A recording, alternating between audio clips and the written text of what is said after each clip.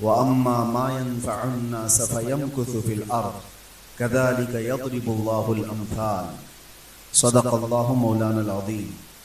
بارگاہ رسالت مآب صلی اللہ علیہ وسلم میں درود پاک کا ہدیہ پیش کریں۔ اللہم صل علی سیدنا محمد معدن الجود والکرم وآلہ واصحابہ الکرام وابنہ الکریم وبارک وسلم صلاة دائمة سرمدا ابدا۔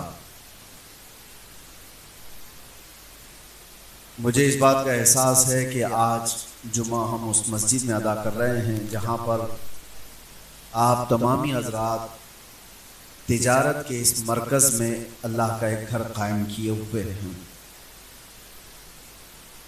اور جہاں تک میرا گمان ہے کہ تقریباً سارے لوگ تاجر حضرات ہیں، سب کسی نہ کسی تجارت سے لگے ہوئے ہیں۔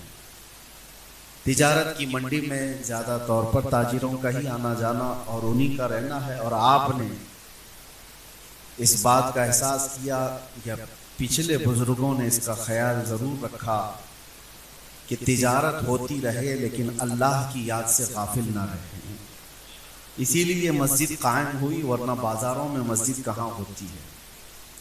اللہ تعالیٰ اس مسجد کے قائم کرنے والے اور عبادت کی طرف توجہ دینے والوں کو شاد و آباد رکھے اور ان کی قبروں میں اللہ تعالیٰ اس کا ثواب پہنچائے۔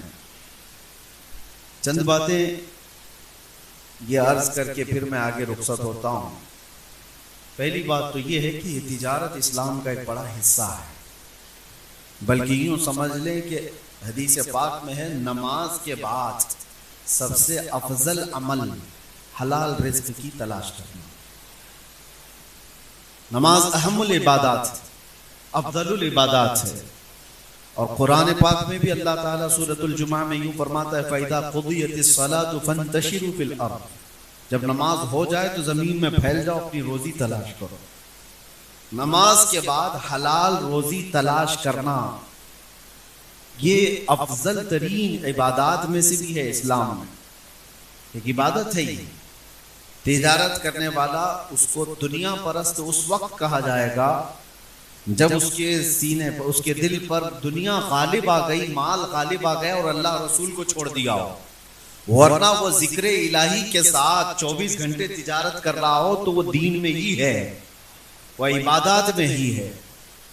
اور اسی لیے میرے آقا صلی اللہ علیہ وسلم کے پاس ایک صحابی نے آ کر کے عرض کیا تھا کہ میں گھروں کی تعمیر کرتا ہوں، معمار ہوں، مستری جس کو آپ کہیں گے، میرا کیا ہوگا آخرت میں؟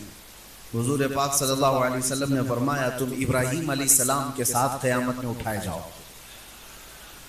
اور ایک صحابی نے کہا میں درزی ہوں، کپڑے سلتا ہوں، تو ان کے متعلق کہا رسول پاک صلی اللہ علیہ وسلم نے تم حضرت ادریس علیہ السلام کے ساتھ اٹھائے جاؤ۔ لوہے کا کام کرنے والے ایک صحابی تھے، انہوں نے کہا میرا کیا انجام ہے؟ حضور پاک صلی اللہ علیہ وسلم نے فرمایا تم حضرت داؤد علیہ السلام کے ساتھ اٹھائے جاؤ۔ ایک صحابی نے کہا یا رسول اللہ صلی اللہ علیہ وسلم میں تجارت کرتا ہوں، میں مال کی تجارت کرتا ہوں۔ حضور نے فرمایا اگر دو چیزیں تو قائم رکھتا ہے زندگی میں، سچ بولنا اور جھوٹی قسم نہ کھانا، تو قیامت کے دن میرے ساتھ اٹھایا جائے گا۔ یہ ہر تاجر کے لیے یہ دو چیزیں میرے مصطفیٰ نے بیان فرمائی، باقی سب کے لیے ہے اس نبی کے ساتھ اٹھایا جائے گا، اس نبی کے ساتھ اٹھایا جائے گا، لیکن تاجر اللہ کے رسول کے ساتھ اٹھایا جائے گا، میرے آقا محمد مصطفیٰ صلی اللہ علیہ وسلم کے ساتھ اٹھایا جائے گا۔ لیکن اس کے لیے دو شرطیں ہیں، اور وہ دو شرطوں میں اکثر لوگ پھسل جاتے ہیں۔ ایک، جھوٹ بول کر تجارت نہ کرے، کسی سے وعدہ خلافی نہ کرے، اور اپنے مال کو بیچنے میں قسم نہ کھائے۔ جیسے سارے اکثر لوگوں کا ایک طریقہ یہ بنا ہوا ہے کہ قسم کھا کر کے اپنے مال کو پکا کر دکھانے کے لیے اور مضبوط کرنے کے لیے اللہ کی قسمیں کھاتے ہیں۔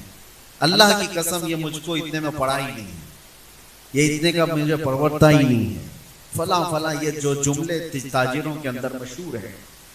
ہاں اگر ان چیزوں سے وہ بچ گیا۔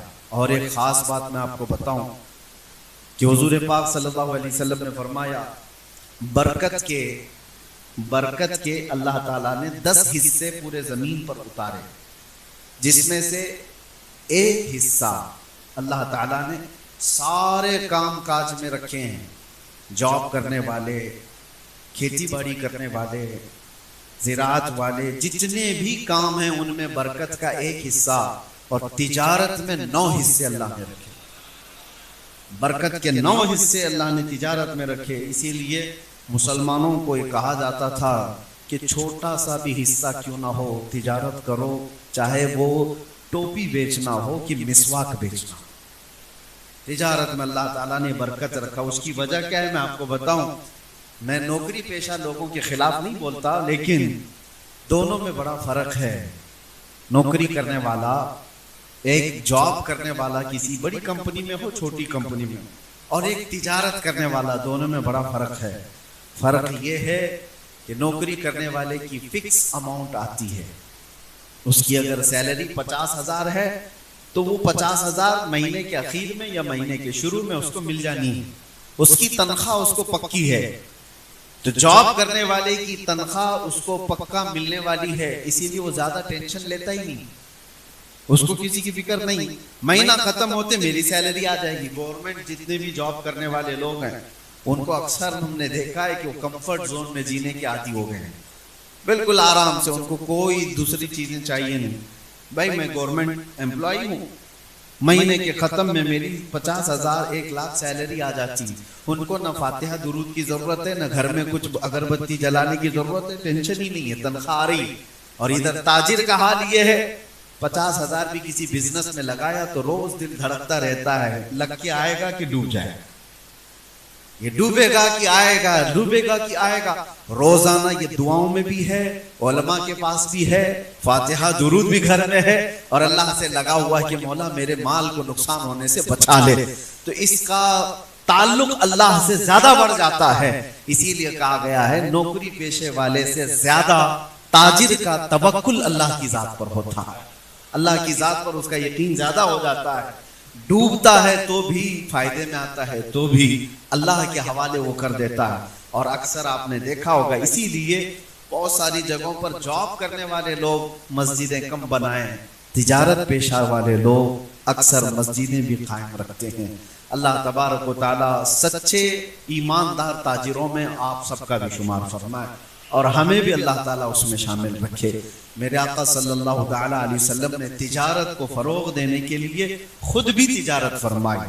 حضور پاک صلی اللہ تعالیٰ علیہ وسلم صرف 12 سال کی عمر میں تجارت کے سفر پر نکلے تھے، 12 سال کی عمر میں پہلی تجارت کا سفر آپ نے کیا ہے۔ تو اللہ کے نبی صلی اللہ علیہ وسلم نے جس میں قدم رکھا ہے وہ میدان کبھی برکت سے خالی ہو نہیں سکتا۔ آج میں نے ایک آیت آپ کے سامنے تلاوت کی ہے، اللہ تعالیٰ فرماتا ہے فَأَمَّا الزَّبَدُ فَيَذْهَبُ جُفَاءً وَأَمَّا مَا يَنْفَعُ النَّاسَ فَيَمْكُثُ فِي الْأَرْضِ۔ جو نفع دینے والا ہے لوگوں کو اس کا، اور جو کچرا ہے اس کا، قرآن کہتا ہے، یہ 13ویں پارے کی آیت ہے سورۃ الرعد۔ اللہ فرماتا ہے جو جھاگ ہے وہ اڑ کے چلا جائے گا۔ جھاگ سمجھتے ہیں، جھاگ جو سمندر کے اوپر آ جائے، کف جس کو کہیں، فینا کہتے ہیں، کئی جگہ پر الگ الگ باتیں ہیں، جو ہوا میں اڑ جاتا ہے، وائٹ وائٹ تو دکھتا ہے لیکن وہ اڑ جاتا ہے۔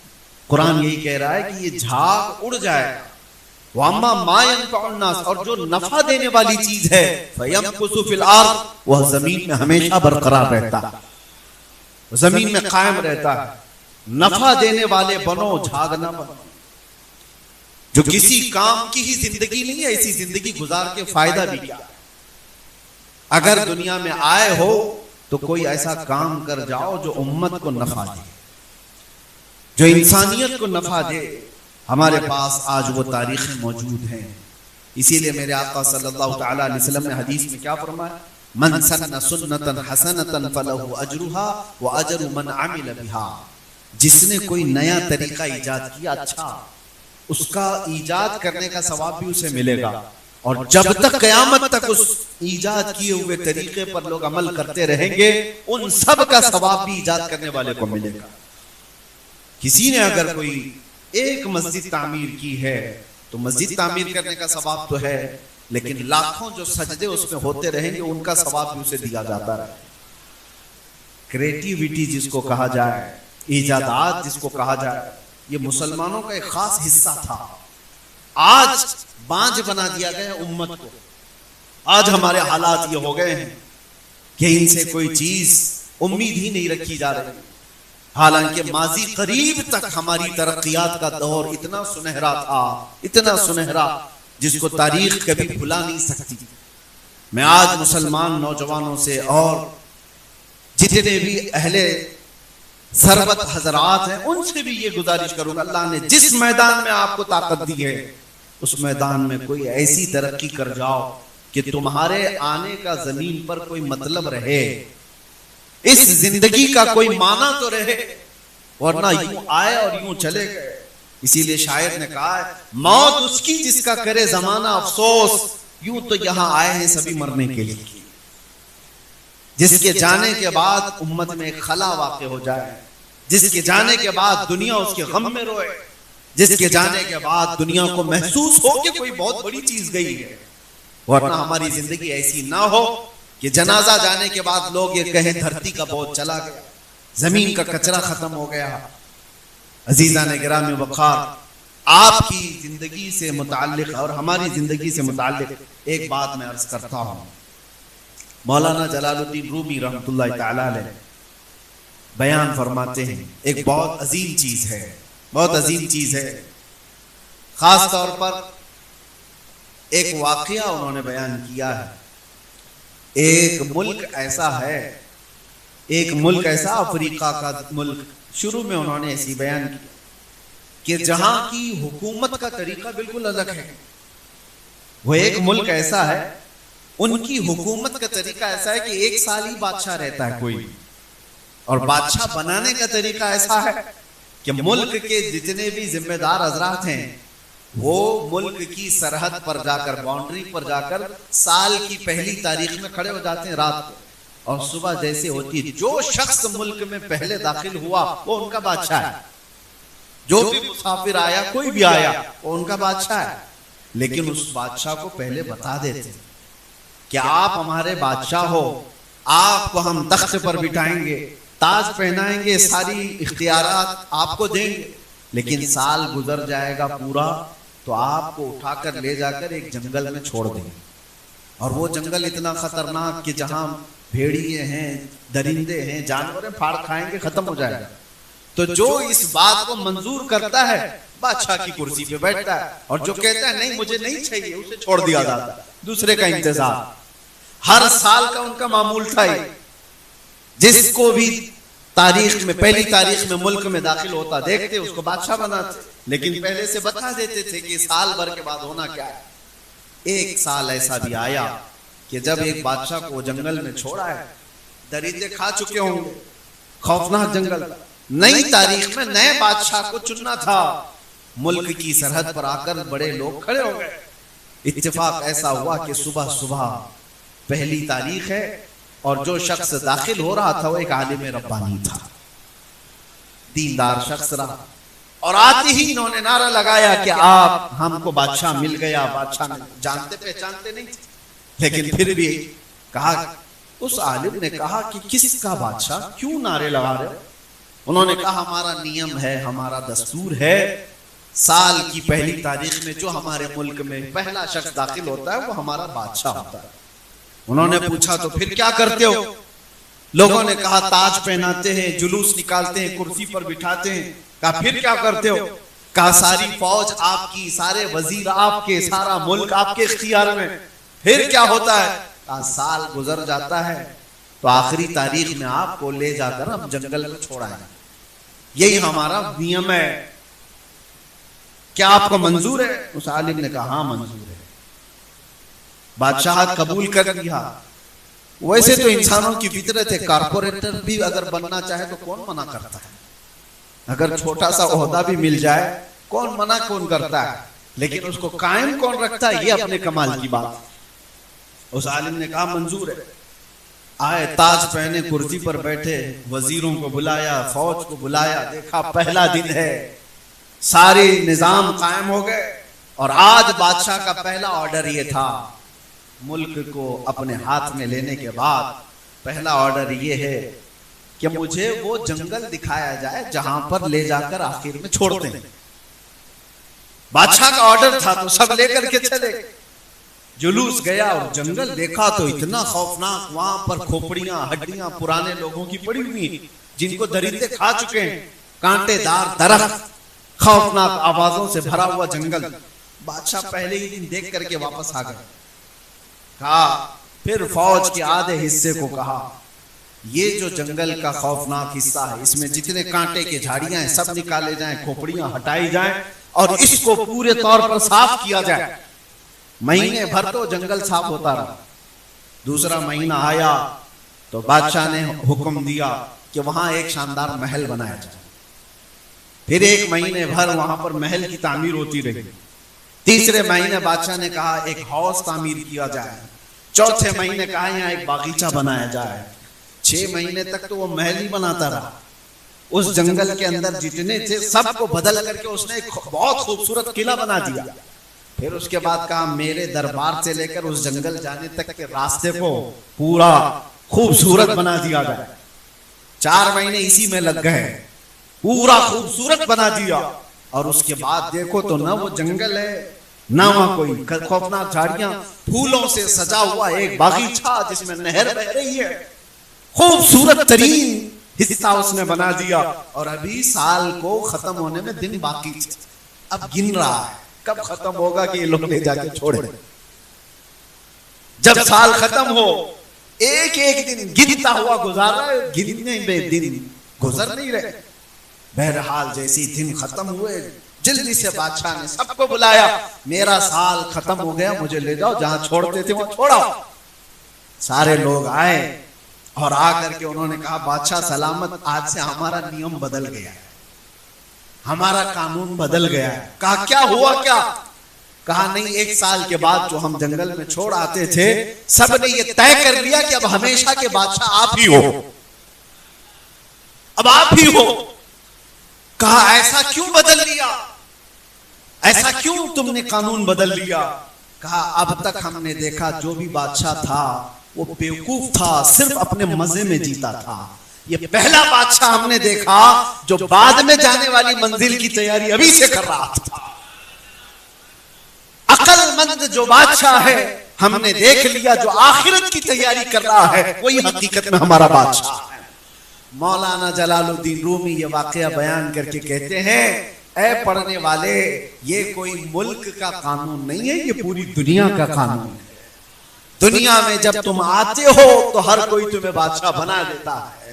جب تم پیدا ہو کر کے اس دنیا میں آئے تھے تمہیں اٹھانے والے، تمہاری تعریف کرنے والے، تمہارے آس پاس گھومنے والے سب موجود ہیں، لیکن زندگی کے ختم ہوتے ہی تمہیں جس قبرستان میں چھوڑ آیا جاتا ہے وہ وہی ہڈیوں اور کھوپڑیوں والی جگہ ہے جہاں تمہیں چھوڑ دیا جاتا ہے. لیکن اگر تم یہاں رہتے ہوئے جہاں جانا ہے اس کو پہلے سے تیار کر لیا تو یہ تمہیں چھوڑ تو دیں گے لیکن 800 سال گزر جانے کے بعد بھی غریب نواز کی جیسا تمہاری بارگاہ میں بھی خدمت انجام دیتے ہیں. 800 سال گزر گئے سلطان الاولیاء غریب نواز کو، ان کی بادشاہت ختم نہیں ہوئی، اس لیے جو ہمیشہ کا بادشاہ بنا لیا گیا. زندگی میں رہ کر کے انہوں نے آخرت کی تیاریاں کی ہیں.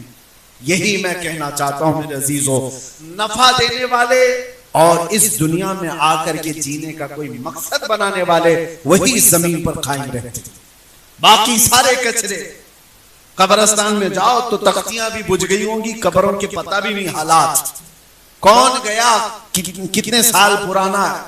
لیکن کچھ قبریں ایسی ہیں جو صرف دفن نہیں ہوئی ہیں، ہمارے سینوں پر حکومت کر رہے ہیں. وہ قبریں ہیں. ایک انگریز مورخ آیا تھا ہندوستان، اس سے واپس جانے کے بعد پوچھا گیا ہندوستان کا سب سے بڑا عجوبہ کیا دیکھا؟ اس نے کہا تاج محل تو 7 عجوبوں میں گنا جاتا ہے لیکن تاج محل سے زیادہ عجوبے کی بات میں نے اجمیر میں دیکھا. اس لیے کہ ایک قبر ہے اور لاکھوں مسلمانوں پر حکومت کر رہی ہے. میرے عزیزوں یہ وہ لوگ ہیں جو دنیا میں رہ کر کے نفع پہنچاتے رہے اور ان کی زندگیاں ختم نہیں ہوتی، ان کی زندگیاں اللہ تبارک و تعالیٰ قائم رکھتا ہے. آج مجھے افسوس ہوتا ہے ان نوجوانوں کی زندگیوں کو دیکھ کر کہ جن کی زندگیاں 40 کو پہنچ گئیں، آج تک وہ اپنے بچوں کے لیے کچھ نہیں کر سکے, وہ اپنے آس پاس کچھ نہیں کر سکے, تو زندگی جینے کا مقصد کیا رہا؟ اس دنیا میں آنے کا تم نے کس کو نفع پہنچایا؟ یہ ایک فکر کے ساتھ جیتا رہے. میرے آقا صلی اللہ علیہ وسلم کی حدیث ہے, میں آپ کو سناؤں, من لم یہتم بامرنا فلیس منا. حضور فرماتے ہیں جو میری امت کے نفع کے بارے میں نہیں سوچا وہ میری امت میں سے نہیں ہے. جو اس حال میں صبح کیا کہ میری امت کی بھلائی کا نہیں سوچا, حضور فرماتے ہیں وہ ہم میں سے نہیں ہے. کتنے لوگ ایسے ہیں جو نفع کا سوچتے ہیں, کتنے لوگ ایسے ہیں. آج میرے پاس ایک کتاب تھی, ماذا قدم المسلمون للعالم, کافی بڑی کتاب, اور اس میں اتنے ذخیرے لکھے ہوئے تھے, پڑھ کر کے حیرت ہوتی ہے. ہر مسلمان نوجوان کو پڑھنا چاہیے. ٹاپک یہ ہے کہ مسلمانوں نے دنیا کو کیا دیا. ایک بہت بڑا ٹاپک ہے. ہمارے پرکھوں نے, ہمارے علماء نے, ہمارے دانشوروں نے اس دنیا کی ترقیات میں کیا حصہ لیا. اکثر کو تو پتہ بھی نہیں, کیونکہ پروپیگنڈا ایسا پھیلا ہوا ہے کہ تم کسی کام کے نہیں, اسی لیے یہ جانتے بھی نہیں. ہر ترقی میں مسلم دانشوروں کا حصہ. دنیا کو آج جس حالت میں آپ دیکھ رہے ہیں, تھوڑا سا اگر مطالعہ کرتے ہیں آپ کو پتا ہے پورا انٹرنیٹ آج جو چلتا ہے, جتنے بھی اس میں ویب سائٹ ہوں, جتنے بھی سوشل میڈیا سائٹس ہوں, سب کے پاس ایک چیز کا استعمال ہے, الگورزم. الگورزم کا استعمال ہر جگہ ہے. اور آپ کو پتا ہے الگورزم کا ایجاد کرنے والا کون تھا؟ محمد بن موسیٰ الخوارزمی. آج سے تقریباً 800 سال پہلے جنہوں نے ایجاد کیا, محمد بن موسیٰ الخوارزمی.